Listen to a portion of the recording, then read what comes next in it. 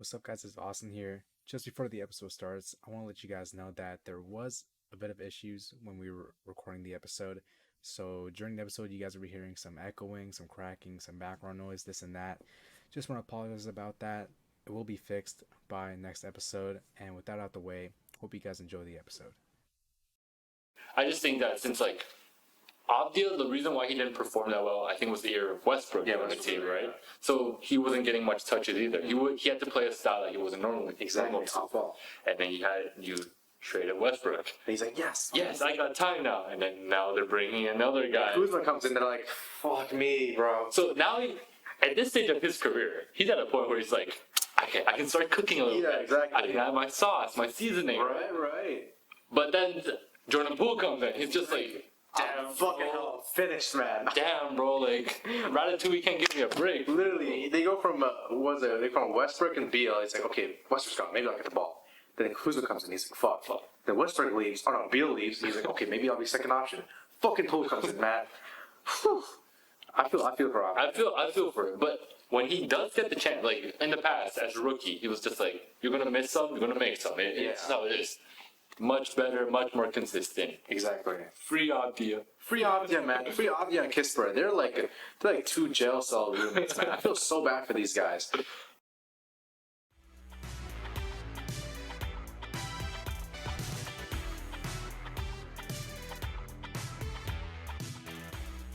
What's up, guys? Welcome back to another episode of Quarter Kings. You with your host, Austin Chang. With me every other week, Ryan Hugh. What's up, man? I'm good. Don't do that again, Ryan. Never do that again, Ryan. Pretty good. But yeah, what's up? What's going on with you? Good, bro. Hey, tie me up. You didn't do that. Sorry, I did. Sorry, man. You're good, bro. It's been a chaotic week. I had a few exams, so now we're entering final season. The final season, bro. Yeah. Until Ryan graduates and never does his podcast again, because he's gonna be making billions of bucks. Yo, nah. Millions, not billions, millions. You said billion. That was just like. Sure. It's like slow down. Only millions, bro. Only. No, I'll be making more from this podcast than from my job. Shit, we gonna be homeless then, man. We're gonna be homeless then, but. Your week's been alright? It's been good. I forgot my microphone. It was totally connected to the. Your legit microphone. Exactly. Yeah, my week's been alright. Start working at my old Christmas job. Samuel, I mean, not much to really speak about. You know, it's kind of like a slow time right now. Once winter starts, coming closer and closer, then, things start happening. Got you. Where are you right now? Remember what? Yeah, where are you working right now? You want to dox me or what's? No. I'm trying to. Low-key could visit. I do. Oh shit. Yeah. Okay. I imagine the mic picked that up anyway. Yeah. But yeah. So yeah. Yeah, I'll reach one time. You'll reach? I'll reach. What's your girl? But we're talking about basketball right now. Yeah, basketball. Totally basketball. Totally Totally basketball. basketball. Raptors podcast. Yeah. The OKC podcast. Oh, okay. See. OKC podcast. And before did you want to talk about Josh Giddey, Mr. Giddey? I mean, I don't know if it's a true story or not. Of course, everyone heard the news. We don't have to go over it. He's apparently having inappropriate relations with a minor. He's having something's going on with. But it's not professional to talk about it. Maybe it's not professional. I mean, we just have to touch on it because it is news. So Yeah. just gotta bring it up. But of course, if that investigation. Basketball wise, how does it affect the team? I mean, the team itself looks alright. Shea and Chet look like they're doing what they're supposed to do, but every time a basketball, Giddey is just not Giddey. Like he's really not the guy he was last year. I think it might be due to a lack of usage, I guess, with Chet coming in, Jalen Williams getting a bigger role on offense, even Isaiah Joe getting more shots this season. It's tough for Giddey to really fit in. He's not been the same player, I feel like. So, regarding that then, all legal situations aside, Yeah. do you trade Giddey or do you keep him? I think you gotta keep him because his value is so low. Like at this point, you're probably not even getting a first round pick for Giddey. It feels like. So I would probably just keep him. Like you already developed him, and he's still relatively young, so you probably have to keep him. And let's say he doesn't fit the mesh that they're going through, the mold that they want. Right. Do you still keep him around and maybe get him to become a role player type of guy? If he accepts the role, then yeah, you kind of have to. I mean, it's not like he's a useless player, right? Yeah. Like he's a smart player. He's Crafty. Like these players are players you can plug and play anywhere. Maybe just as a starting two, playing over 30 minutes a game. Maybe it's not possible for the roster, but yeah, you probably have to keep him unless he says he wants out. So yeah. I would say the same, but if the option came arise to like, yo, our team sucks, you want someone off your books, we could try something out. Say the Chicago Bulls. With Don't know yet. you think I don't think they're gonna be able to unless it's like Giddy and a bunch of picks. Well, I mean, OKC has the picks. Yeah, which is the thing. I guess you can attach Giddy to picks and trade him for a star. But it's up to OKC. I mean, if they want to compete right now, it looks like their roster could. I mean, Chet, Shea, Jalen Williams, all look like pretty good building blocks. And Case and Wall is coming in as the bench scorer. Like, You have your elite role players out, like Elder J. Williams, Lou Dort. yeah, Lou Dort is like their number one perimeter defender. He could slot in for Giddy in that starting lineup. I think he could. I think he should. I think he's too valuable to not be at least playing 27 minutes a game on a nice night basis. Hey man, if you can get Giddy and you could like not get rid of him, but ship him off somewhere, get another star to pair alongside Shea. Yeah, I think they need to find like a Porzingis type player. Like the way Boston got Porzingis, where like he had a really great season, but it was kind of underappreciated. Like you need to find a star like that. Lauren Markkinen. Marketing could, yeah, that could work. Could work. Even though I mean it's tough because Utah's also in the same situation, kind of, where they're Yeah. trying to build and grow. But if marketing is not in their timeline, then you got to make a deal as OKC. Yeah. That could really work. Chet and Markkinen would Markkinen would be actually nasty. would be very nasty. it's like the Twin Towers, but like the finesse version, you know? Yeah. Instead of Mobley and Allen being like brute dunkers and stuff, like it's like the shooter version of the Twin Towers. Yeah. That could be interesting. It's like White Towers. What is the other one? The Black Towers? No. It's like, Come on, man. It's like the white pieces and black pieces in chess. Like it's like the two rooks.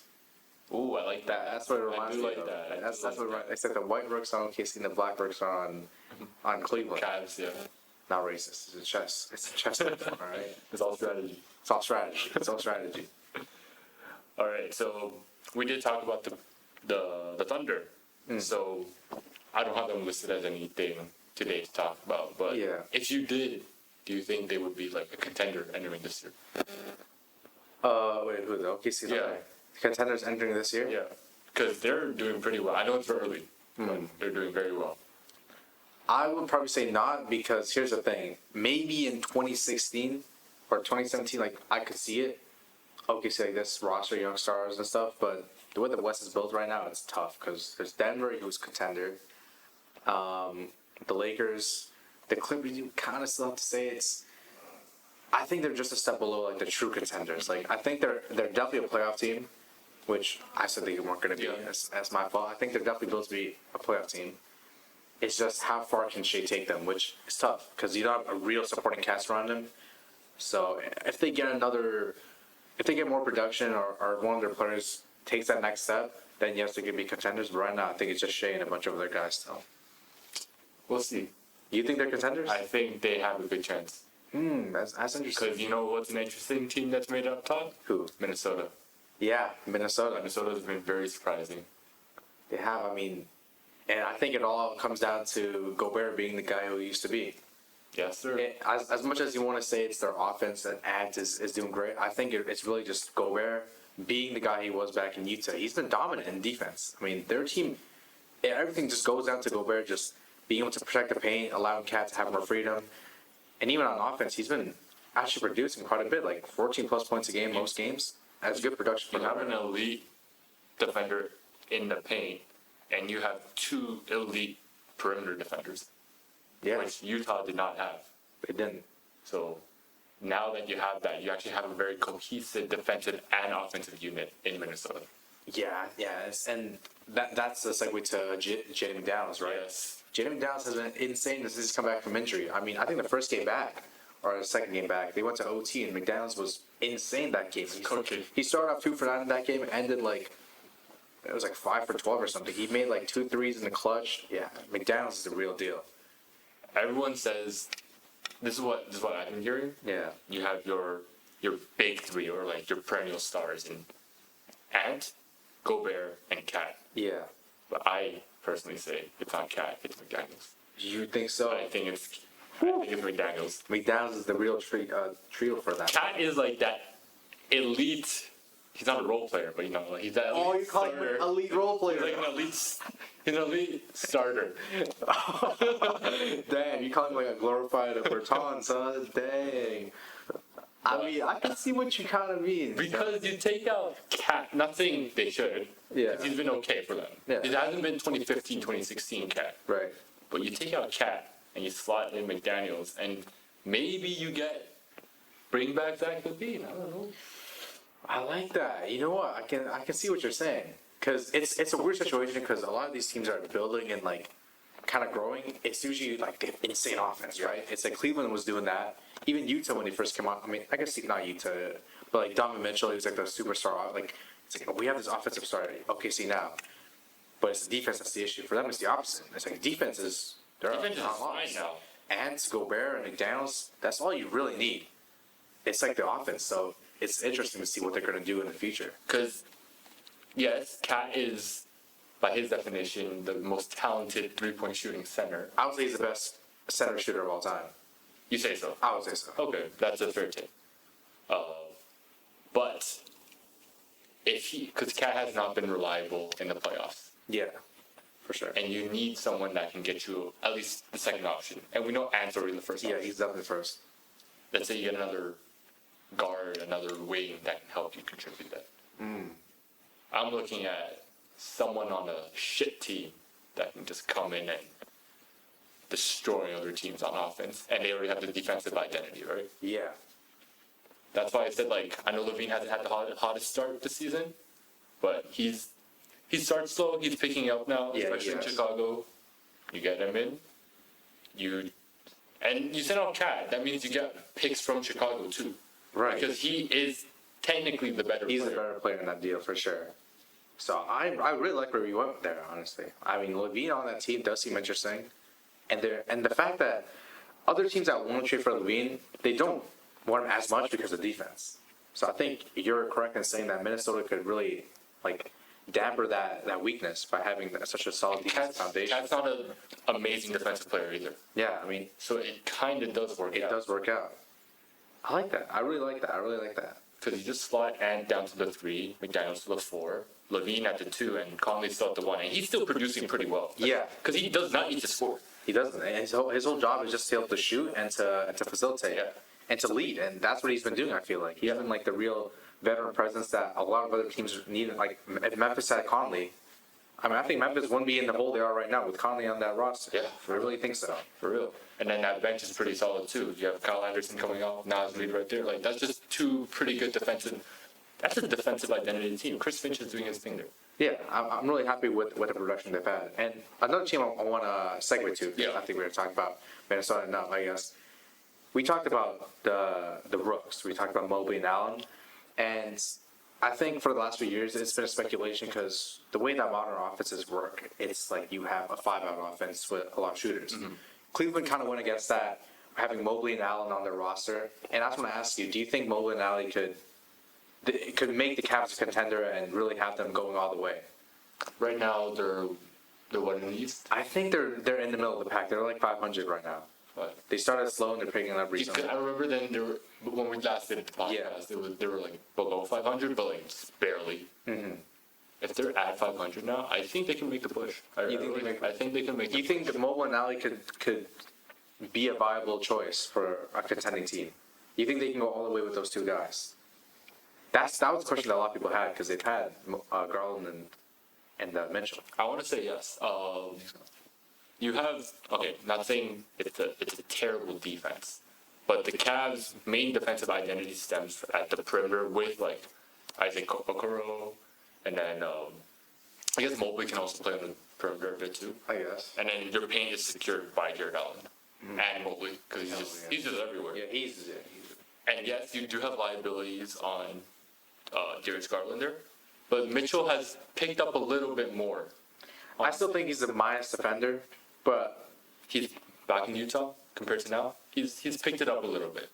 I don't know about that. I think it's gotten worse, in my opinion. you think it's gotten worse? I actually think it's gotten worse. I think that's their biggest liability is the perimeter defense. Because starting in like Mitchell's second year in Utah, he just started letting like defenders blow by him. But that was the whole team. So it's like Mitchell did not have a good example to start with, anyways. So I don't know. It's tough to say because the Twin Towers is LeVert's also a pretty solid defender on that team too. he's been okay, yeah, and he's been scoring as well. Yeah. I mean, I have him on my fantasy team right now. Too. Oh, so you got him. You need him. I need to. You got to gas him up like I'm gassing him Mobley right now. I have him too. I'm Mobley. Okay. So I think the defensive end should be fine. And then the offensive production is there as well. So Okay. if it ain't broke, don't fix it. Don't fix it. And you've already made moves to kind of surround the core. Yes. You brought in Max Strus as a shooter. Like, you didn't want to bring him a scorer, you wanted to bring in a shooter purely. Because that's what they were missing. So I guess Cleveland also believes in their own team. The only thing I'd be worried about is, well, if you come into the playoffs and you're playing a team like, I don't know, that can go small. Like, it's kind of tough to, really work around that if you're going against a team. I don't know what team could go small that could make the finals. Actually, that's a good question. The Warriors are, I guess, the only real team that could really go small They're the only team that actually goes small now. Which I guess the Raptors can too. if they make the playoffs. But I guess Cleveland kind of went against the grain and came out on top here because, I mean, if you look at the best teams in the league, like Philly has Embiid, then there's Jokic, And then Giannis. there's Giannis, there's Porzingis for Boston. I guess those are like the true contenders. They have, like like- Davis with the Lakers. I guess they're all built up. Like, With the elite big man, yeah, and then you just work your way from there. Yeah. It's like going back to 90s ball. yeah, I guess so. Like all teams have a really strong center or a big presence in there. So I guess Cleveland, it doesn't hurt them as much for having two guys, especially because Mobley can work in the perimeter a little bit. I also think Mobley and Allen aren't the egotistical guys. Definitely not. If They don't even fucking tell. if they need to come off if one of them needs to come off the bench, one of them will. They will. Just because the coach knows how to adjust, right? Is it Bickerstaff there? Yeah. Yeah. JV Bickerstaff. I feel like he knows that sometimes you need to make adjustments. He's not like Coach Bud, Coach Bud. but I think you bring up a good point in like, yes or no, can they make it work? And yes, Yeah. I think yes too. Okay.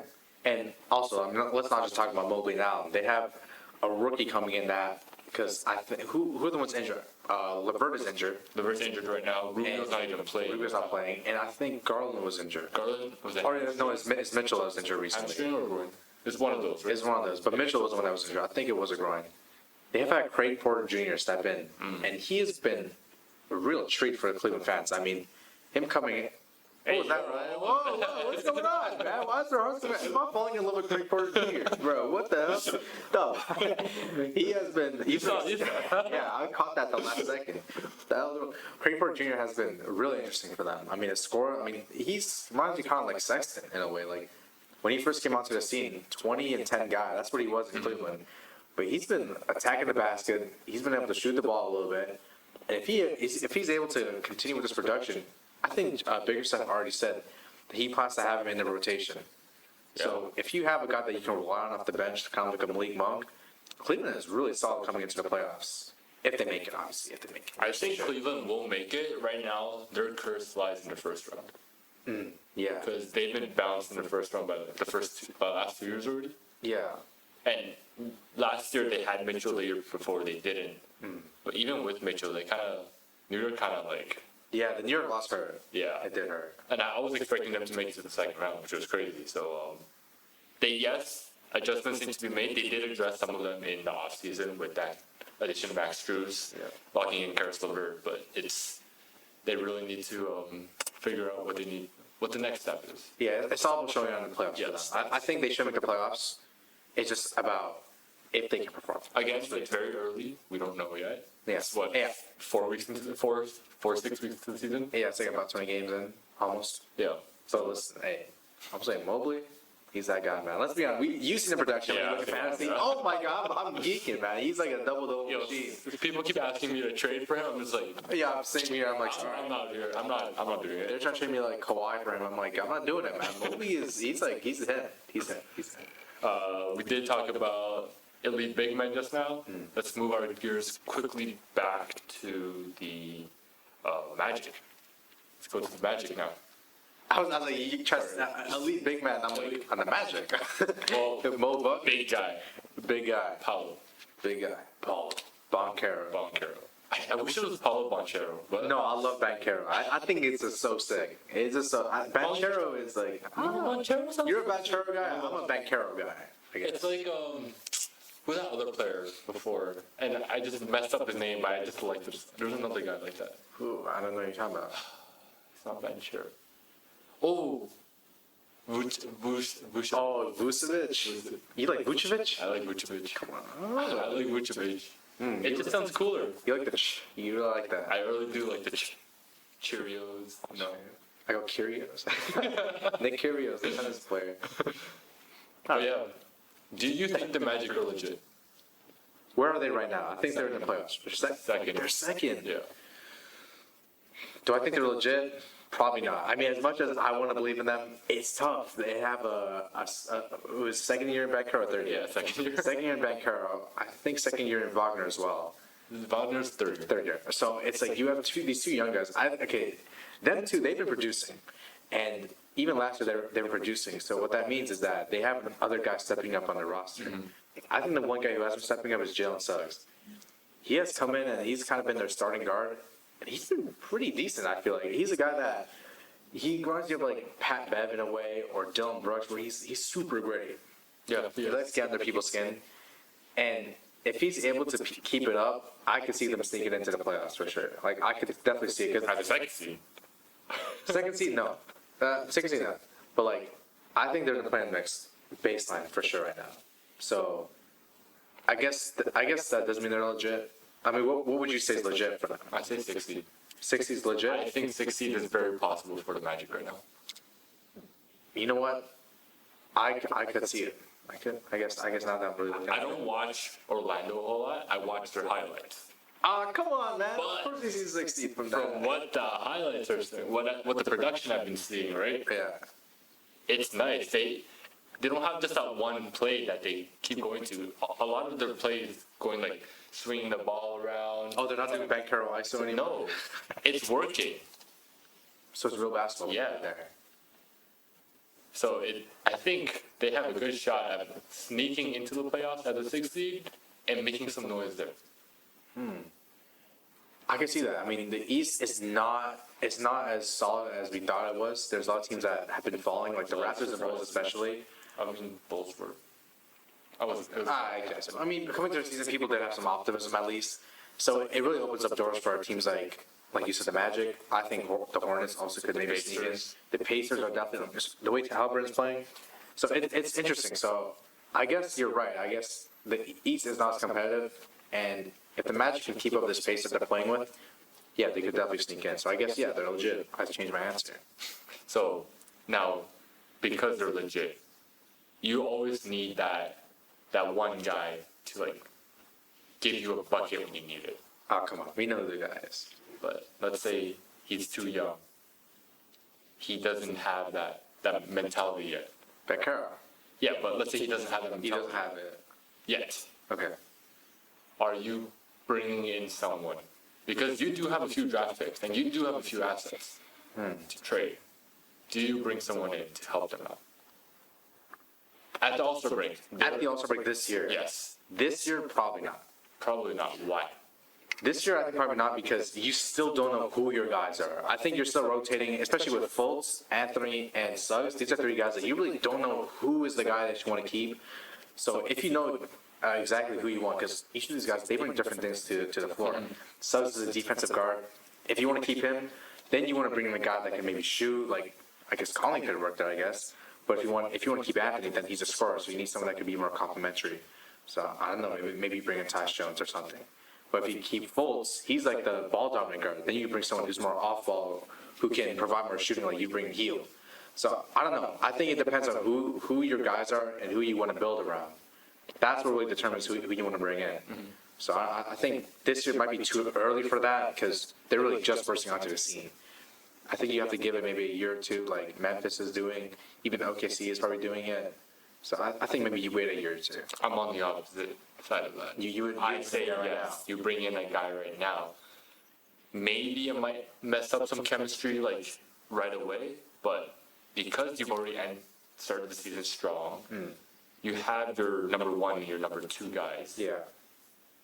Why can't But do you have your number one, number two? I think you do already. Wagner and Vancouver. You think those guys are at 1 and 2? Yeah, I think for sure. I don't know about 1 and 2 for Wagner and Bankero. I think one of those guys can be I think they're either 2 or 3 or 1 and 3. I'm not sure if they're 1 and 2. Well, on this team right now, they're 1 and 2. Oh, on this team, okay. Yeah. But aside from those two, everyone else is available. You bring in a veteran, a star veteran, to solidify things and just like lock everything in place to help push this momentum going forward. Would that work? And I say yes. Because now you have an identity. You have a star that can help your number one option in Carroll to improve and teach the other guys or mentor the other guys like, yeah, we need to get this going. And the front office can start bringing in free agents from there who complements who helps who. Oh, so you're trying to build a culture for the Magic. Because it's not they're aimless right now, but they're kind of stuck in a all young guys movement. Yeah. So you want to solidify that. You have the young guys, and you keep pushing forward. So would you have? So obviously in the offseason last year, there were a lot of rumblings about VanVleet going to the Magic. Would you have liked to see that move? No, You know, not VanVleet. not VanVleet. I think VanVleet's exactly what they needed. Look at the Rockets. I mean, yes, but the Magic has too many guards right now. Which it's the thing because I think the Magic, I feel like they're keen on moving one of these guards. Yeah.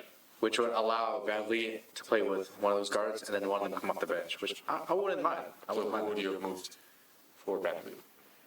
I probably would have moved Cole Anthony because I think Suggs being like so strong defensively, having that off the bench helps.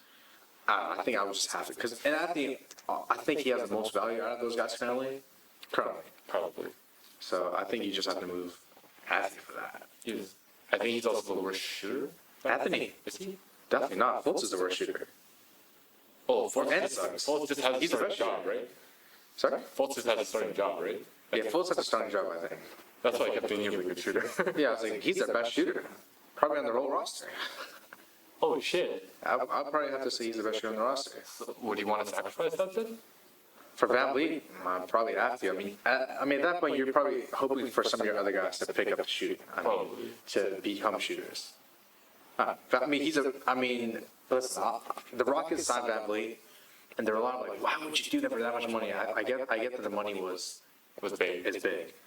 But I'm saying that the leadership that he provides, it's almost priceless. You almost need that for the Houston roster. So, and I mean, look how it's working out. I mean, even though he's in games, he's still the same VanVleet checking up shots and shit. But he's still the leader. I mean, look at the guys. It's not like when someone makes a shot, everyone's just clapping. Everyone's like, let's go. Like, Jabari Smith is super into it, even though he doesn't get the ball that much. Like, everyone's, like, it's all for one. That's what the Magic, I think, need. Yeah. So, yeah, I think you're right in saying that building a culture might be more important than developing this roster right now. Let's say the development doesn't go well for at least one of these guys. Yeah. Then you just wasted 2 years trying to push something that wasn't going to go Then, forward. yeah, you didn't know it was going to work. Yeah. Because right now it's still an experiment. So trade one of those guys, like one of the more promising guys, see if you can get a solidified all-star and go from there. Yeah, I think a lot of teams have done that. I mean, a team that tried it and failed, I think, was Detroit, where they signed Jeremy Grant, and I forgot who else they signed that. They had Blake Griffin on that roster too. I think, yeah. That roster, they tried building a culture, and it was working for the most part. I mean, who knows if they kept Griffin, they kept Grant, maybe another guy would want to join them. But that one failed. But there's a bunch of other experiences that did work, like Brooklyn. That 1 year where they had D'Lo, like that whole roster where it was super hyped. And then you brought in KD, then Kyrie came, Kyrie came, right? Harden came. It works. I think building culture does work. You think KD's going to go there after the years that Brook Lopez was on the team, no. But the fact that he's seen this team looks fun, this team looks like it has a lot of culture, the fans are into it. I want to go And there. Orlando has a rich history of superstar centers. Exactly, yeah. Stardom coming from that place. So I think Ryan is really on to something here. This is the best take, I think, one of the best takes you've had. all right, then my next take might be kind of shit. Oh, shit. What's going on here? So we talked about the Magic just now. Yeah. We talked about the Timberwolves. I'm just going through what we talked. We didn't talk about the Pistons yet. Clearly, Do we want to? I think we should. Maybe like 5 minutes on that. Yeah, it's interesting players. What's up with the Pistons? Nothing's up with the Pistons. What the fuck is going on with the Pistons? I mean, it's tough because their best player is not playing up to standards right now. Yeah, Which hurts them the most. he hasn't improved. He's stagnating right now. Yeah, right now it looks like he's stagnating. But with the coaching and the roster around him, do you blame him for stagnating? I think the coaching is technically okay. I think the coaching is horrendous. I mean, there's Well, nothing really going on Well, here. you can't do much with the team. The coach can only do so much with the team that he has. Start Jaden Ivey would help, Probably. and maybe playing at least two shooters around Cade would help as well. Well, there's injury. Joe Harris is out. Bogdanovich is out. Those are your shooters. They're out. Yeah. Everyone else is not a shooter. There has to be someone in the work. I mean, as Isaiah Liver still on the team, like, I have no idea. just play Ivy with a shooter and maybe someone else that can space the floor and Duran. Play that roster for Kate to start with and then fuck around. Because right now I feel like Monty is just playing guys that need to be played. It's like, there's not a real team I building feel aspect. like Monty also has the pressure from the front office. Does he? I feel like he does. It's like 5 years, like $500,000 million of his contract. He has no pressure, but I yeah. feel like he does have the pressure. Why do you have pressure? Well, you're the new head coach in this area, on a rebuilding team that wants to develop, to make that maybe next step into not a 15 seed, maybe like trying for a play-in spot. Yeah. So he has somewhat of a pressure to be like, all right, let's experiment and see what works. But your two veterans are out. Yeah. You have a shit ton of centers that all pretty much play the same. And your best player is not up to standard right now. So what else can you really do? You can try and experiment. You can slowly integrate different things, see if it works from game to game. But right now, it's just like he's lost. Yeah. I guess you're right. I mean, I guess he's in a tough spot. Yep. And now my question for you is, what do the Pistons do now? I know it's early. What do they do now? I know they're in the middle of a rebuild, but what do they do? I mean, what can they do now? I'd say rebuild again. Who would you trade? Bro, I'm trading Cade. Oh, no. I'm trading Cade. If Cade's value is technically not at its highest, but it's still pretty high on this roster. You think Cade's getting worse from now? I love Cade coming in. How old is Cade? Like 21, 22? 22, I think. You're not trading a 22-year-old that hasn't hit his peak yet. But When you know the peak is still there. the peak is still there, but like his value is pretty high now too. His promise is there. You have too many bad big men on the roster. Okay. You ship everyone out, get a shit ton of good picks in, and start from there. Monty's on the team for another 5 years. Start from scratch. Start anew.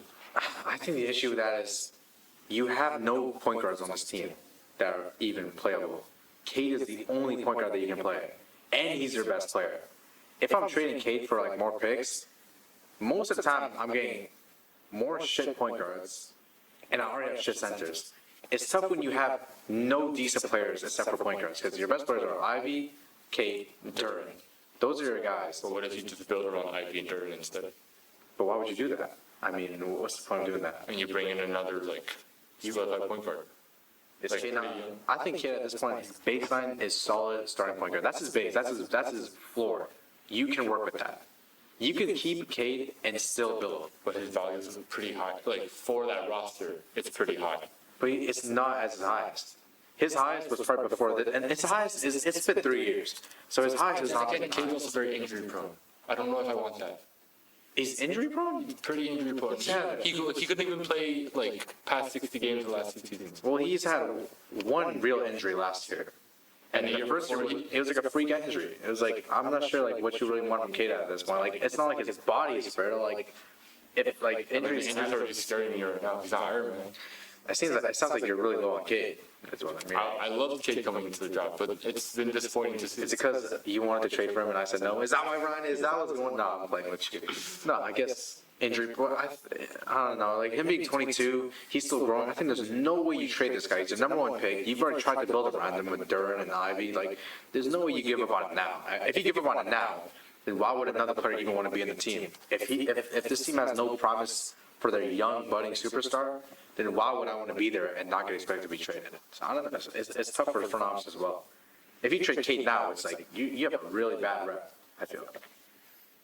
We'll see. I don't know. I just don't like the situation there. I just want to see Cade succeed too. I mean, you know what? We've seen teams go on and on, years after years, playing like shit. You know, it works out at some point. Phoenix did this with Booker. Booker in his second year. I mean, you probably have to ask the same question. Like, would you have traded Booker in that situation? Booker wasn't injury prone though. Was he not?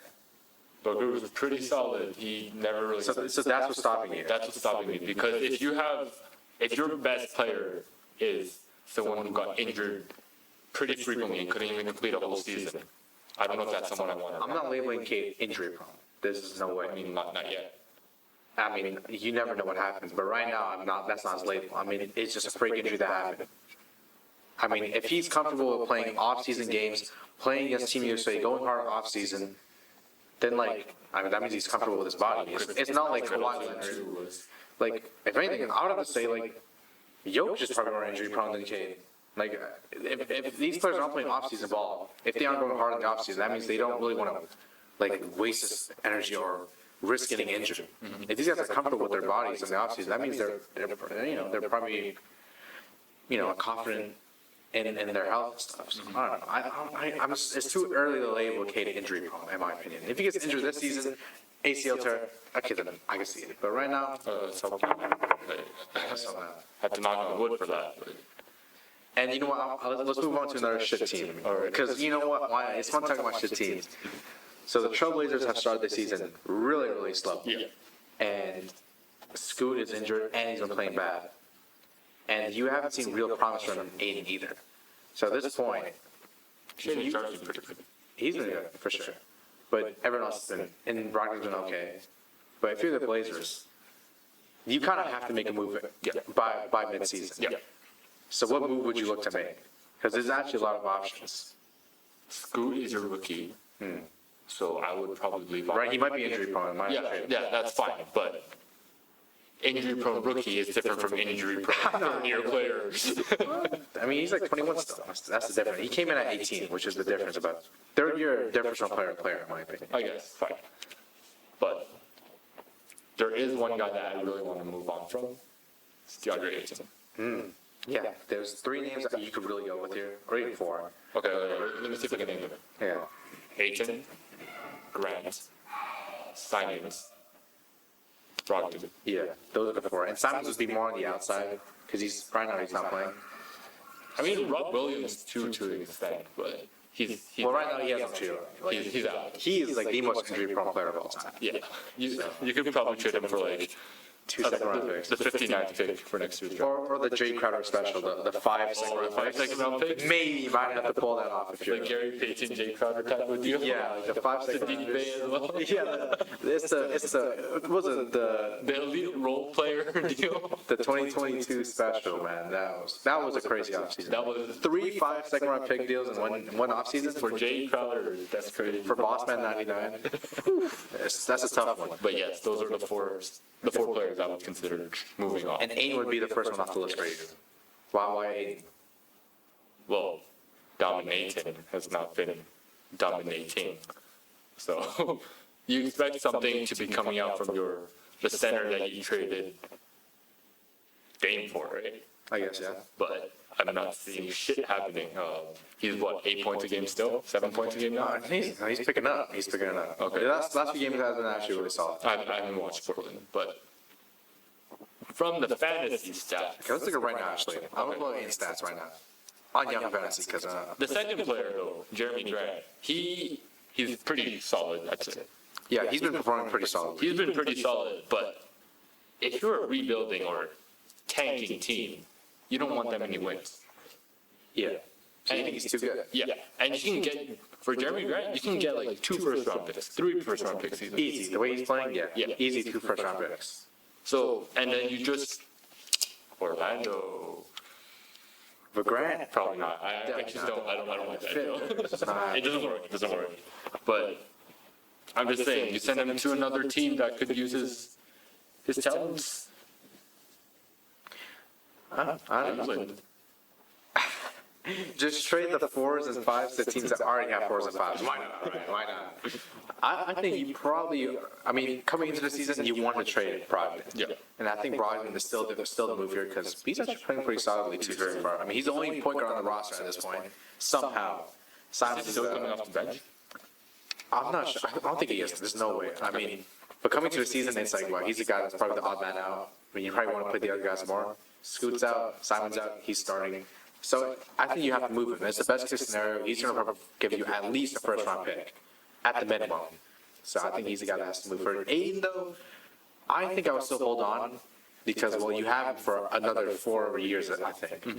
And if you want to trade matchup at his lowest value, I probably wouldn't do that. I mean, what's his stat? I don't know. I mean, right now, it's about 12 to 10 with a steal in the block, I mean, which, $40 million a year for that? I mean, who knows? It could get better. I think his last few games have been a bit better. 18, 8, and 4, 11, 5, but then 17 and 2. It's a little better.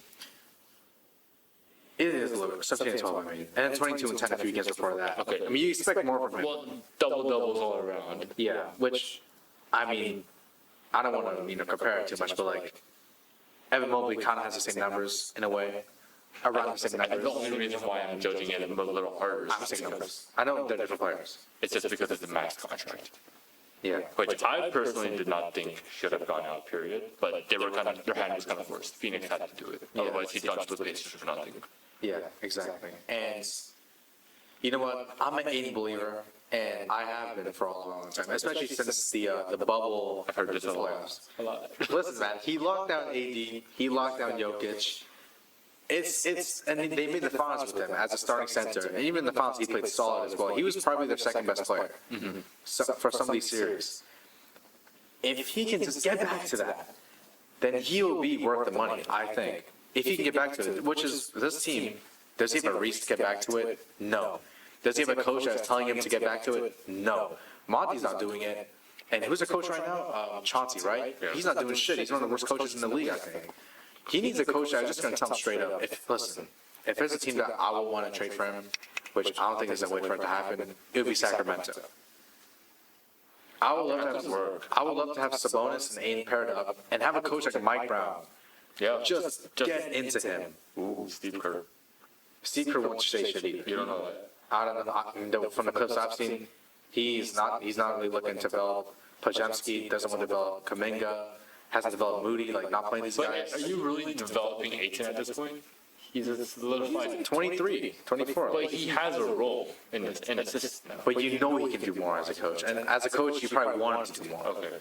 As Kerr, yeah, I guess you're right. With the system, Because his Curry system is give it to Curry, find the open man, Yeah. and bam.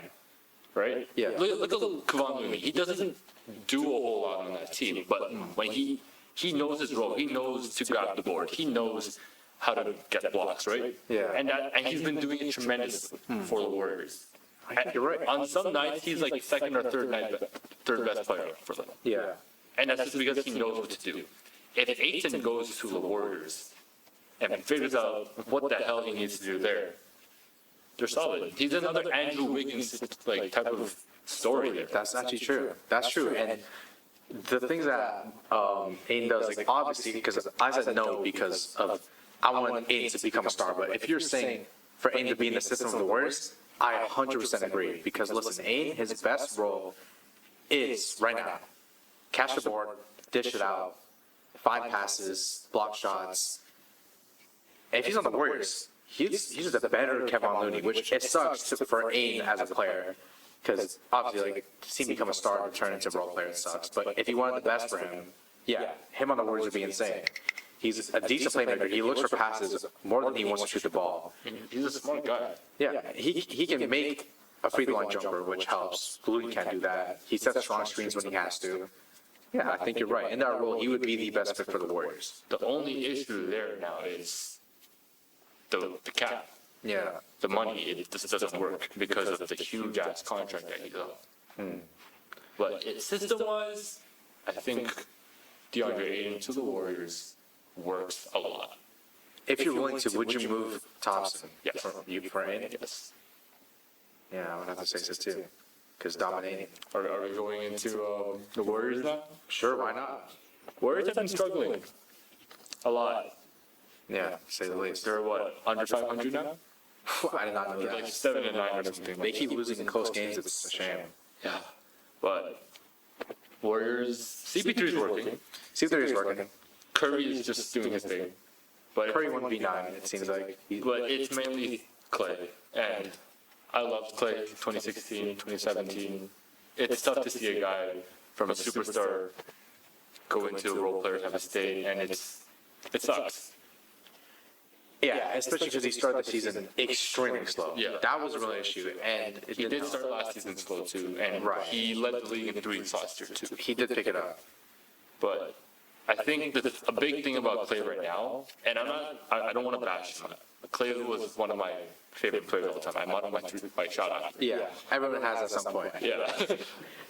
Clay his ego needs to contain it a little bit. Because he's feeling a little hurt about like the state he's in. Right? You went from a superstar and 2 injuries overnight, not overnight, but like it caused him to come out like this.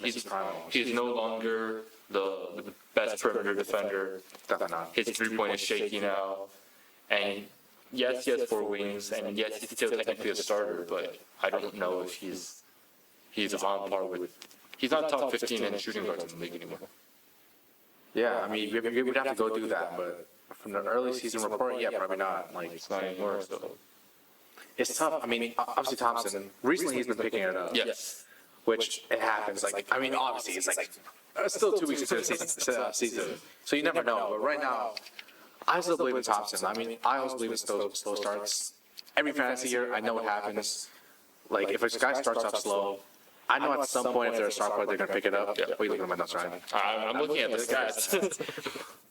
Thompson, he should pick it up, and I think he is. I think he knows that the team really needs to rely on him because, well, listen, who else they don't rely on? It's Curry, Thompson, Green.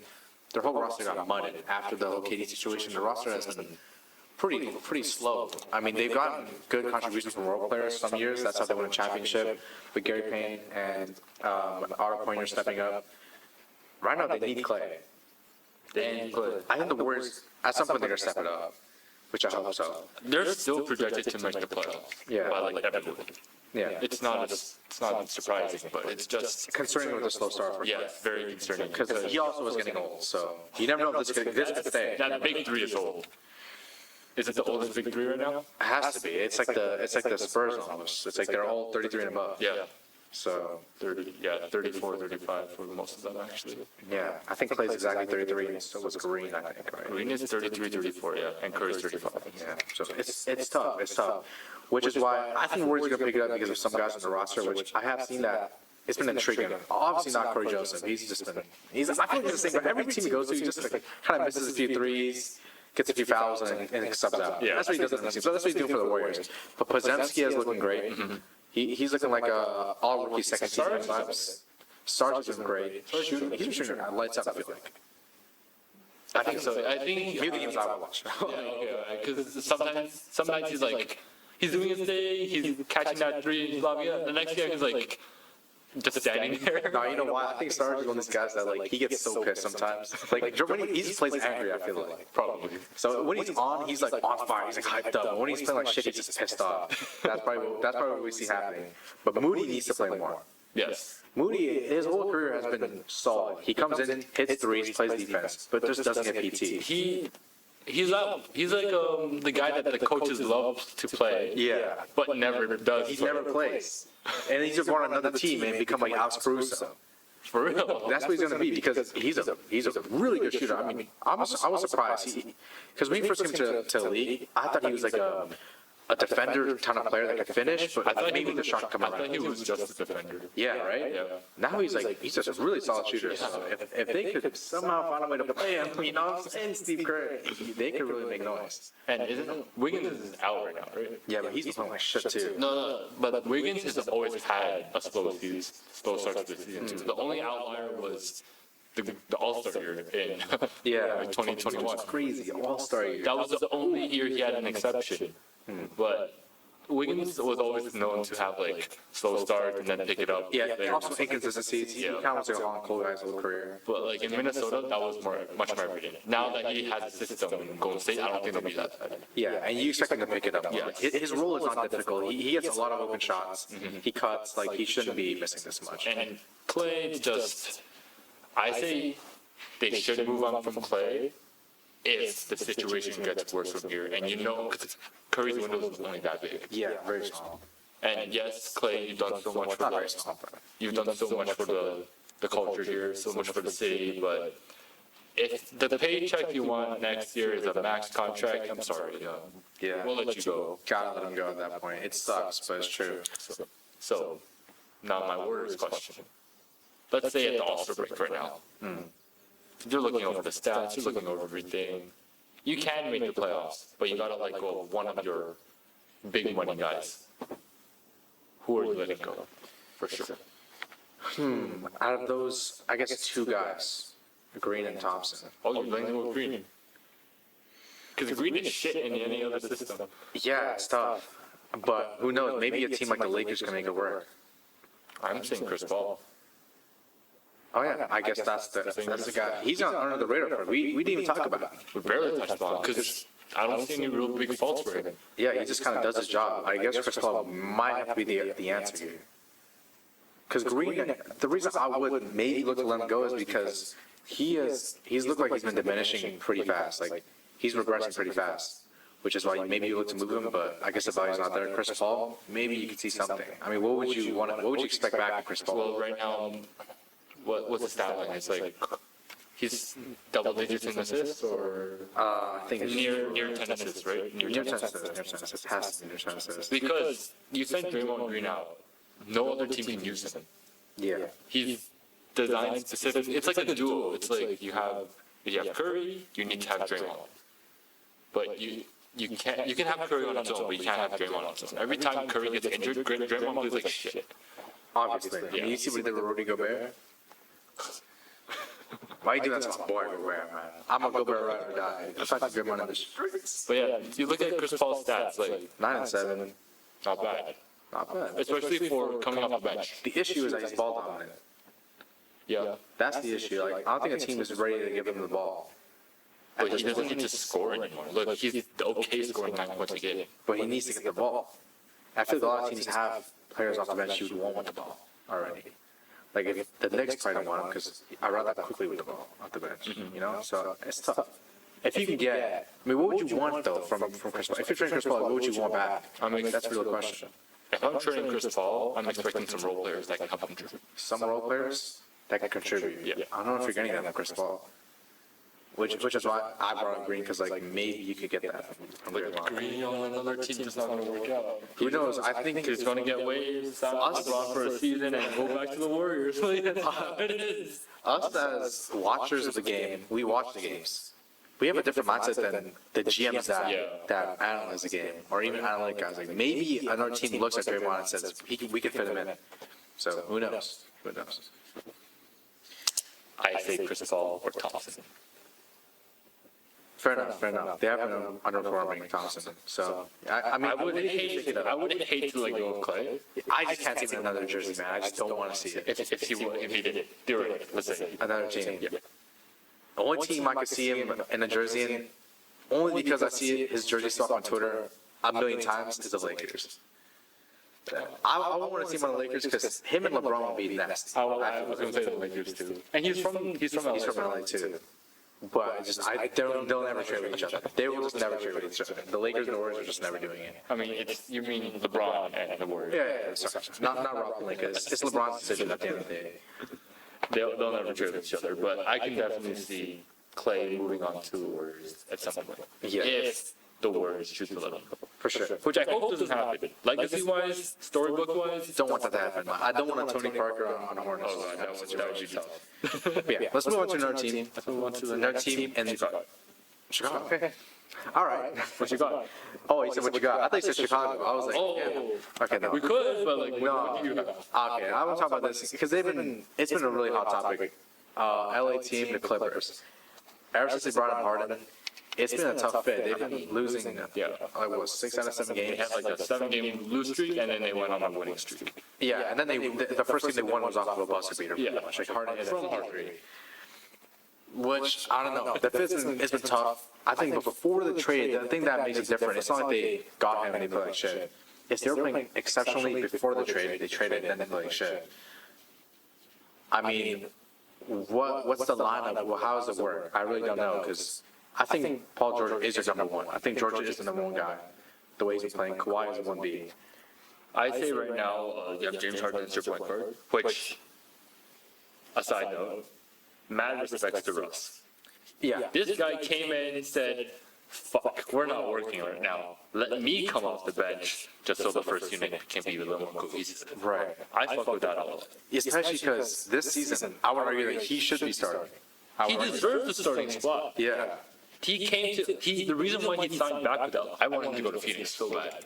You remember that? Yeah. Oh my I god. wanted him to go to Phoenix so badly, just because, like KD, reunite. That's so My god, nice. I love that. But he signed with LA was because they promised him, Tyronn Lue was like, yes, you'll get the starting spot if you're back.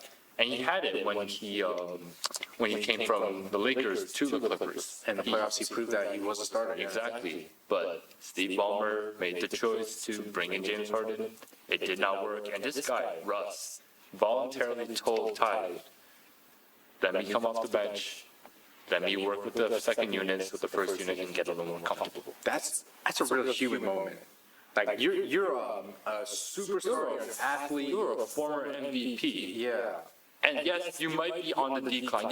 You're nearing your twilight. Yeah. But you're still a very valuable contributor. He just shown that he can still provide on the playoffs. Like he's still probably by his standards He's a top starting level. He's a top 60 player in the league right now. yeah, like fringe all-star the way he was playing. Yeah.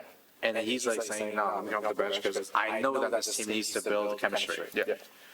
So my respect for Russ, I've always loved Russ. Even when he was struggling in LA, I would always draft him because I just love the guy, right? No, it's because he still put up stats. Yes, that's fair too. But Russ is just such a good teammate. Yeah, for sure. But back to Dave. James Harden's your one. PG's your two. Kawhi's your three. Yeah. And then is it PJ Tucker? Damn. Is it PJ Tucker? Is it? Who else is there? I mean, Because they traded all the role players. they traded Batum and Covington. And Marcus Morris. All your fours are gone. So Yeah. you have no choice but to play Tucker. Which I guess it works because you have scoring from 3 other guys. I guess you could play 1v4 if you have. And Zubac. No, was it 4v5? Yeah. Because I'm not, okay, personally, if Tucker's not in the starting lineup, I'm not playing him, period. Yeah. Yeah, him on the bench, would be tough. I'm not playing Tucker off the bench. Yeah. But you have Norman Powell coming off, you have Bones Highland coming off. So, and you have Russ. It does work. Yeah. It's just, And Tice. oh, and you have, who they just signed, Daniel Tice. Yeah. Sorry, yeah, you said that. And Plumlee, but Plumlee is out right now. He's out right now. Yeah. But that's overall not a terrible first and second unit. Yeah, I feel like it's the same story with the Clippers every year. Though, every year they have a solid starting lineup and a very solid bench, and they just never perform. But this year, I mean, Powell, it looks like he's really taking the step. I really like what I've seen from Powell this season. I feel like, yeah, if they didn't have Kawhi, PG, he should be starting. On a bunch of other teams, he's a starting level shooting guard.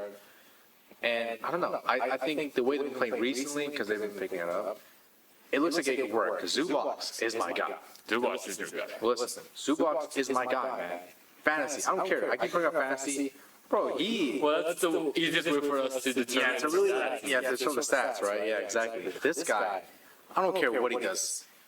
Double-double machine, close to double-double machine. People can shut him. He puts up 9 and 6 on some nights. I don't care, man. This guy does his role every night. plays really good defense. He's a good free throw shooter, which is important for For a Vegas. center, he's actually pretty decent. What else do you need from your starting center? You never want to move this guy. He's a team that every guy would want. I'll tell you about my concern with him. Like I think last episode. That he doesn't box out. That's my only issue with him because in the past, if you had Russ starting with, He does box out though. Okay. He boxes out, but he doesn't grab the board Box out the issue though. Like other. because the other team gets the board next. No man. That's why Russ gets the board. That's why it worked when they were in the starting lineup together because Russ would grab the board. When Yeah. it was. Now it's Harden's not grabbing shit. no. Harden can't jump. Doesn't even play. Yeah, he barely even walks. So it's. I think it's a little more tough now. Which is why he's been putting up double doubles recently. He has to. He has Yeah. to pick up the slack. See, I told you, man. He does grab the board, right? If he has to, he'll grab it. I mean, listen, the offensive boards, that's what really makes Zubac. He's an offensive monster. So, I guess everyone like PG and Kawhi can grab the defensive board. yeah. Boardman gets paid. Barman gets paid. But listen, PG's number one on that team. I've been saying it. He's the With number one. 23, 24 right now, or Yeah, I think he's around 24 points a game. I mean, he's been insane. He's been hitting threes lights out. I feel like he's just. should have started the podcast earlier. Yeah, right. I mean, sheesh. That's the next collaboration, Paul George. like Court of Kings and Podcast Pete. No, we're booked. Sorry, Paul George. Oh, we're sorry, booked. man. Sorry. We can't. I'm sorry, dude. But yeah, Paul George has been hella solid. Like he's the best player right now. He's playing like OKC Paul George. MVP Paul George. Like he is, his spring is back. He looks like he's comfortable with his body now. Like he preached that he really put time into working his body back to where it used to be, and look how it's paying off. He's great. Amazing. That's my guy. That's why I drafted him 3 times. PG-13. Ever since Indiana, man. He was my favorite player when I first started watching basketball. Yeah, I remember you telling me that. And he's still one of my favorite guys. Just, Yeah. I think he's Aslan's favorite guy too. Oh really? Yeah. I mean, he's got to like his game. He's him, bro. He's him. He is him. He's him. But yeah, Clippers overall, I think they, as long as Harden fits his role, he doesn't pout, they will work. Which he shouldn't, because now he has Bro, he has guys that are better than him. Bro, you have everything now. Yeah. You have everything. You're in LA. You have your best friend. You have some of the best players in the world. Like two of the best players in the league right now are on the same team with you. And I think what this actually matters to Harden is that they're American. Yes. I think that he actually wants to be around guys that he can relate with. And he knows he's going to get paid this offseason. Yeah. Like, you have everything. So just shut up and just work. I feel like he hasn't said shit though. No, but like back in Philly. Don't fucking do all this other stuff. Because what, 3 teams in 3 years? Come on. Yeah. Honestly, The team's not the issue. You're the issue. Right? is the So issue. now you gotta yeah, do he's your on a team thing. that has anything that he could want. So he has to perform. I mean, he has guys that have. Yeah, I think what really matters to him is like guys that he can relate with. I think that's what really matters. Like, I think at Houston, I don't know who the fuck he talked to back when he was MVP. But like Westbrook was there, it worked. He goes to Brooklyn. I don't think he like Kyrie, KD. Like I don't think they mesh well together. Philly, Embiid rarely talks English. Harris is like a family man. Maxi's young. This team, he's like yeah. And there are guys that actual swag on his team. And it's LA. And it's LA. And Westbrook's there. Yeah. So yeah, he has to work out there. Glad we got that out of the way. Yeah. I have 2 more teams that we can quickly touch upon. How many teams you got left to talk? I pretty much won. 1, Chicago or Phoenix? Who do you want to go? Chicago, Phoenix. Let's go. No, you choose. It's your team. Let's go Phoenix. Okay. Is Phoenix gonna be a play-in team this year? No. No. They're not gonna be a play team. Because it's looking like everyone's injured except for KD. Which is it's so sad. It happens to KD every single year. But here's the thing: if Phoenix goes to a play-in team, they're gonna destroy the league. Yeah, they're killing They're the best 10 seed ever. Ever of all time. Like this is worse than the Warriors being like the playing team. Like fucking hell. Like imagine you're like. Let's say, like, I don't know. Who can we say is going to be playing? Like, Houston, let's say. Houston's going to play in. Oh, okay. Maybe we'll play. No. We got a chance. And then the matchup is the Suns. We're like, bro, Bradley Beal cleared to play. Devin Booker, he's healthy. Like, Bradley Beal ready to play. yeah, like, bro, they're so fucked. So if they make the plan, then yes. I mean, yeah. So, like, my question now is, are you projecting them to make playoffs? Yeah. So within 1 to 6? Easy. Because I think injuries are going to hamper them. But by the time the playoffs roll around, they're dominating. Yeah. I mean, I think they're making the playoffs just because, well, The only issue for injuries is really just Beal. Like Booker gets injured here and there, but like he's mostly healthy. Booker's generally a very healthy player. It's only until like this year and a bit of last year that he's well, it's what he's almost 10 years in the league. So. Yeah, so he's the wear and tear is going to be there. Yeah, especially for someone so young that he's been healthy most of his career. Like maybe he didn't focus on his body as much. Mm-hmm. But I expect him to play more often. It's just Beal is a real issue here. Like, Beal is made of glass. They mudded their roster just to bring in Beal, and if he's not playing, it's tough. Yeah, it is tough. But the thing I like about their team is that they have guys that are stepping up, especially Grayson Allen. Mm-hmm, yeah, he has been really, really strong for them. So I think they can make the playoffs just because, well, KD and Booker itself is like a top 5 seed. Yeah. So when Beal comes back, it should be, they should give them enough time to make the playoffs. Okay, yeah. So I guess my question was, do you think they'll get into the playoffs as a playoff team or into the playoffs as a play-in team? I think it has to be playoffs. Okay, because we were saying like, oh, the Miami Heat were the best 8 seed. Bro, the Phoenix Suns are the best 8 seed. Yeah, if they are in the playoff, then fuck, man. If they make the 10 seed, it's gonna be insane. No, but that's because I have the feeling that if they just keep getting injured, like taking turns getting injured, they won't get to a 6 seed.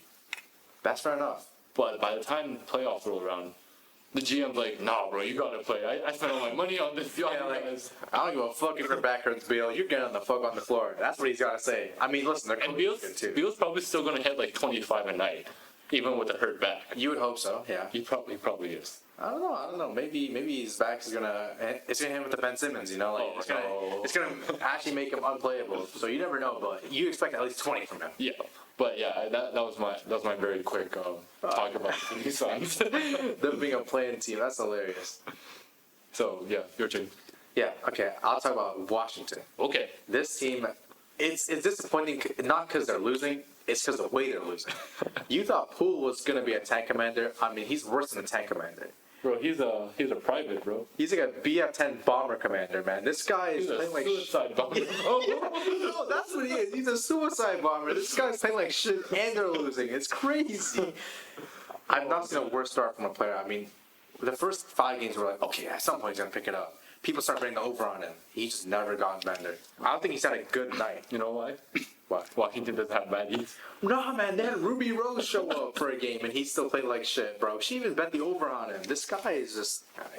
If the baddies aren't going to save him, he's a lost cause. He is done. No, okay, listen. Let's track back. I have faith in Poole. His game revolves around shot making, and if he's not making shots, he looks bad.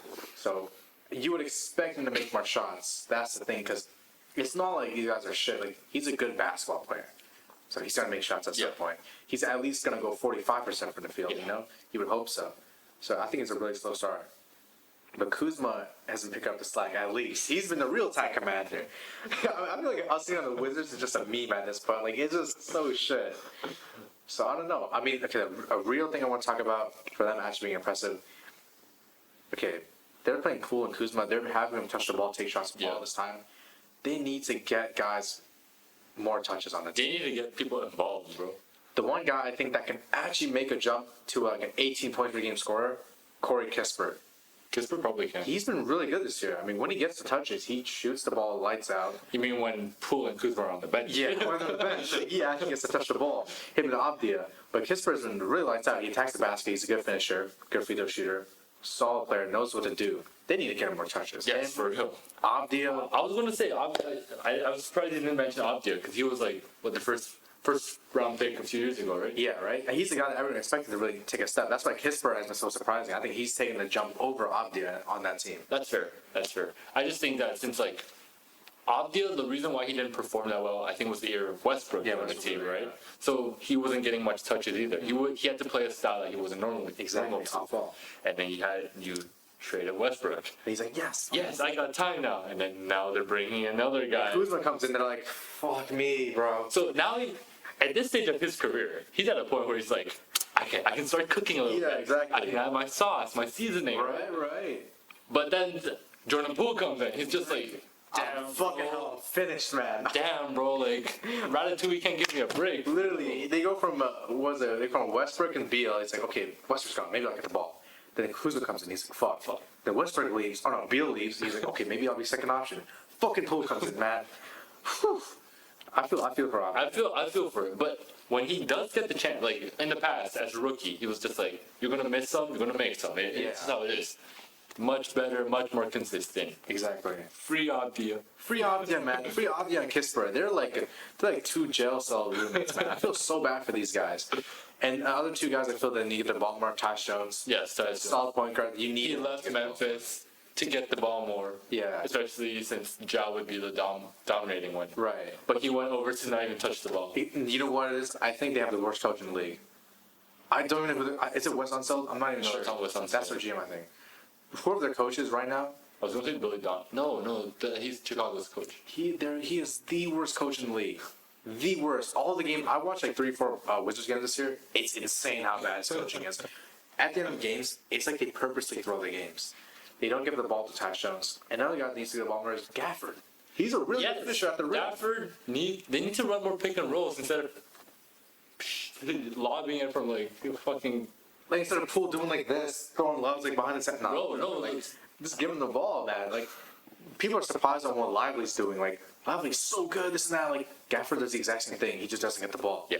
If he gets the treatment like Claxton does, he'll finish because he's actually a really good finisher at the rim. Gafford is very underrated because he got traded too early. Yeah, from Chicago. Yeah, but when he got traded and played with Westbrook, he was a double-digit scoring and rebounding machine. Double machine, yeah. And then Jordan Poole and Kyle Kuzma came along, and he just lost all those touches. And he's not. And the fact that the players on the team are just not vocal. Like even Bilal Coulibaly, that's been really good. Like I think from what I've seen, like he could be an on-ball threat at some point. His defense is the real calling card, but he could make a jump from the offensive standpoint. It's just none of them want the ball. None of them ask for the ball. They just listen to coach and they just like, okay. At some point, I need Avdia, Kispert, Gafford, Jones to be like, man, fuck you, Jordan Poole. Give me the ball. I need that. Give me the damn ball. Like, I can fucking do something, bro. Like, instead of Poole missing fucking, yeah, I'm going like 13, like 3 for 20. It's like, bro, come on. You have more reliable offense than elsewhere. So, I guess, if you were, I know this is your team, like the team you brought up. Okay. If you were Washington, what are you doing? What am I doing? Getting a new coach. I think that's number So, one. coach is the number one thing. I think that's number one for Okay. sure. Because I remember, like, once I heard Poole say that he wants to be the leader of that team, be that guy that can show an example, I said they're finished. Because Poole's not that guy. The coach, like, I don't know, like, Mike Brown is he's my standard for a coach. To hold people accountable, like, being, like, able to tell your players that they're playing like shit or tell them, like, that they need to do better. They need a coach who can do that. Yeah. I think that's where Poole would actually start to play me because I think Poole, one of his underrated skills is passing. When he was on the Warriors and he got the time to play, he averaged like 7-8 assists a game because he's actually a good Yeah. passer. But on this offense, they just tell him to shoot how much you want instead of passing. They make it sound like it's a 1v5 at times. Exactly, yeah. He pull up with the ball, the guys would be open. They would be left open because everyone's focusing on Jordan. Yeah. And then he just turns around, shoots the shot, misses it, or gets blocked. It's And doesn't get back on defense. the same story every single possession. Which is why you need a coach that'll tell him, hey, you're a great playmaker. You need to settle in that role and be that guy. You need to find the open man. Exactly. And in turn, that helps you get better shots. Look at Halliburton. If Halliburton started chucking shots, he would shoot like shit. But since he's actually a playmaker, And he gets better shots. And he has a great coach too. And a great coach Rick as well. Carlisle who's taught Dirk and everything. Like Exactly, yeah. He's gone through the trenches and he knows what works and what doesn't for players like him. Yeah, and Carlisle has been through teams that have been really, really good and really, really bad. He's won a championship. He's one of the Exactly. best coaches in the league. He's been through every level of a coach. Yeah. So I don't know. I think if they bring in a coach that can unlock some of the potential that these guys have, they're good. They're good. That will get them into the right direction. Yeah. I feel like the way you've been talking, you should go. Me, You should- yo, let me coach. You I should actually wanna- interview for the position. Bro, I actually want to be a coach at some point. You know what I'm saying? But like for real, like they need a real coach because it's a joke. They need to hold these guys accountable. It's just embarrassing. That especially that game against the Raptors. I think that was the worst game I watched. When the Raptors came back and From 28 points or something like I that? think and then the last 6 minutes the Wizards did not score. a Bro, bucket. oh my god, it was. I watched the first half. Yeah. And why Toronto wasn't doing well. Yeah. And then I was just like, oh, Toronto got to pick it up. And I was at school, so I had to go home. Yeah. I come home, and I see the results. I'm just like, Holy, Washington fumbled this. I was like the opposite. I started watching in the third quarter, and I'm like, geez, Toronto's making a run, but the Wizards are still doing okay. I expect them to make better decisions by the end of the game. That's what's supposed to happen. They dropped before. It was insane. It was this pool and Kuzma just shooting threes the rest of the game, and the coach just sitting there like, how are you not angry when you're watching this? If you're a coach, I'll be outraged. I'm like, bro, like, at least do a pick and roll.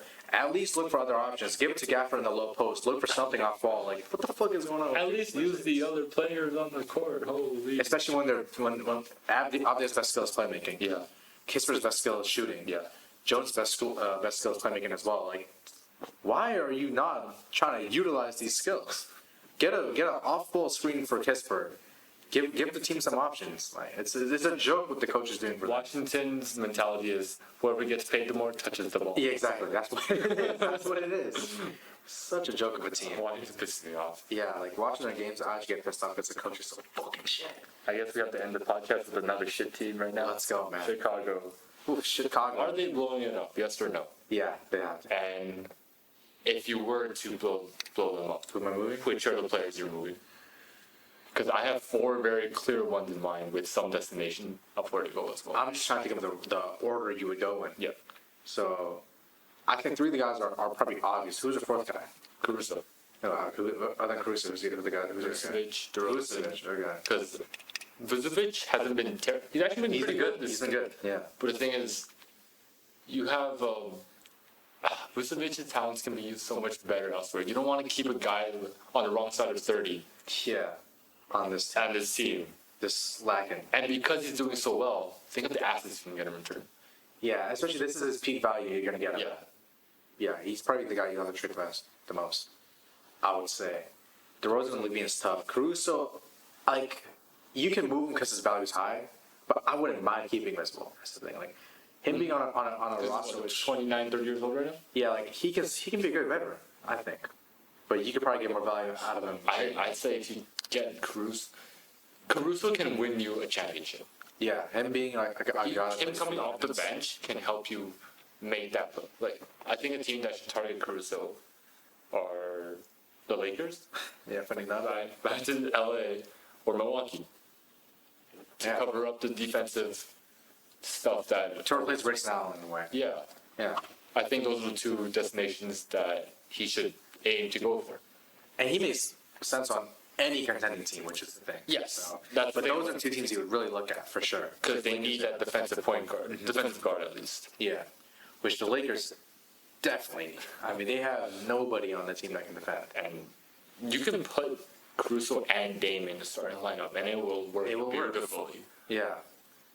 So so you'd move Vucevic and Caruso ahead of Levine and DeRozan? Would you I say? think the number one, I've already said my Levine earlier this episode. Yeah. Back to Minnesota, you get Cat. Because you can rebuild with Cat.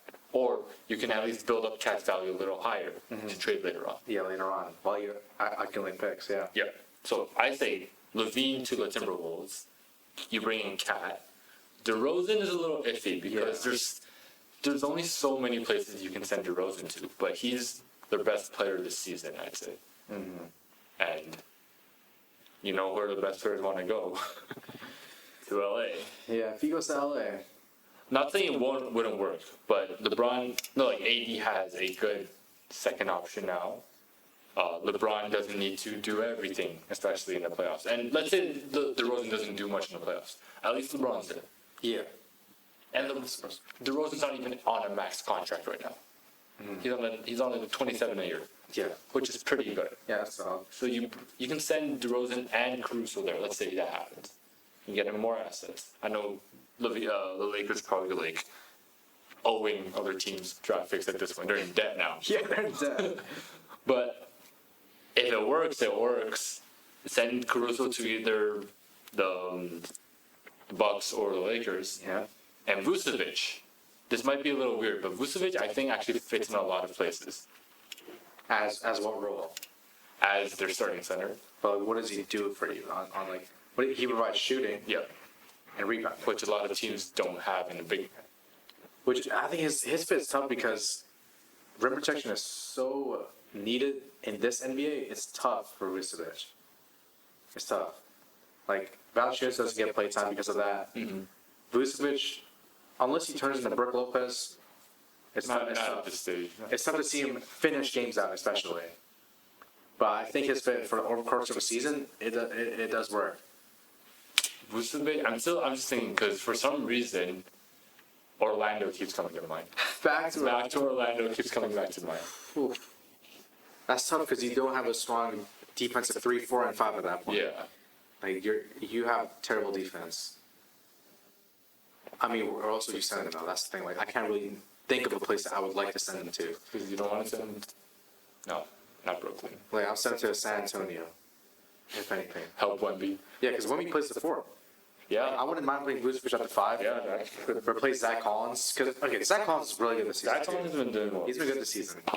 It's just an injury. Yeah. Like in the past. Exactly. Yeah. So I wouldn't mind Vucevic in there. It's tough. Like, I mean, would you think that Levine? Would you? Okay, here's the thing. Would you rather? Not rather. What's it called? Would you expect Levine to be the first guy at the door or the last guy at the door for Chicago? What would be more likely? Second last. Second Or last? near the last. So you would rather? So you would see him be more last than first, which is tough because you would expect Levine to be the first guy at the door. Like he probably wants to leave the most. Yeah. But They're already looking for trade now. yeah, which they should. If he gets straight to the Minnesota, you're a genius, bro. I'm serious. Like that was a genius pull, honestly. So yeah, it's tough. Chicago was just. It's a mess there. And the worst thing is that this season you could have seen them compete more if any of the 3 young guys developed. I think Kobe White did develop a little bit, but Pat Williams, Ayo Dosunmu, Jalen Terry, or it's Jalen Terry, I'm not sure. They all just haven't done shit. They've been. It's been like this, but like it's been like this. It's been a little this, but for the most part, it's just this. Like Kobe White is like this. Pat Williams is like this. Dylan Terry is like, I mean, he hasn't even gotten to this point. So he's like this. Dosunmu has been like this as well. Yeah. They're all gone worse this season, which is like, what the fuck, man? Like, your best guys are playing okay, they're playing all right. But you're not stepping up to help the team. Exactly. And you're in that contention, that window to make a push for the playoffs. Like, Caruso is the only role player on the team that you would consider trading for as another team, really. Like, because Caruso, it's a shame. He's their 4th best player. It's a shame. Sometimes their 3rd. There's no one you want to trade for on the roster, like, aside from those top guys, except for Caruso and Kobe White. Only 2 guys you want to trade for, which is a joke. Any other roster, you can name at least 5 guys. You Chicago's a mess. That's it. They're probably the worst, like, Their worst, situation, I would say. because they're not bad enough to tank, but they're not even good enough to go for a play-in at this point. Yeah, and if you look at no chemistry, they lost a lot of their draft picks, trading for Vucevic and stuff, and they have no young core, and their stars. Like, I think they're the worst situation in the league. Out of any team, I probably wouldn't be in their situation the least, Yeah. for sure. I'd rather have I'd rather have Detroit. rather have Washington. rather Washington easily. Like, Because at least Washington's bad. they're bad, and you have players that you can, you look at their like Poole, Kuzma, Kisper, you guys you like that team. Washington, like Chicago, it's like damn, fucking trash. That's all we can say. All we can say is damn. They're damn. They for real are dead. They're actually damn. Bring back Jimmy, bro. It all went downhill when they traded him. Definitely. Like, oof. Nail in the coffin. The last good year was the D Wade Rondo Butler And year. Butler year, 2017. And then Rondo got injured and they lost. Because Rondo they were gonna win that series, I think. Yeah, against Boston. Right? Yeah, Rondo was playing unreal, and then boom, just unlucky. Just bring back Wade from retirement. Rondo resign with the team. Yeah, Somehow get Jimmy back on and sign Crawford again, bro. They just need anything. Anything will fix them. Michael Jordan comes back. Yeah, fuck it, man. Like this team is Jordan on that team will get them to the playoffs. literally like imagine 60-year-old Michael Jordan. imagine a time where Chicago was the worst team in the league. Now.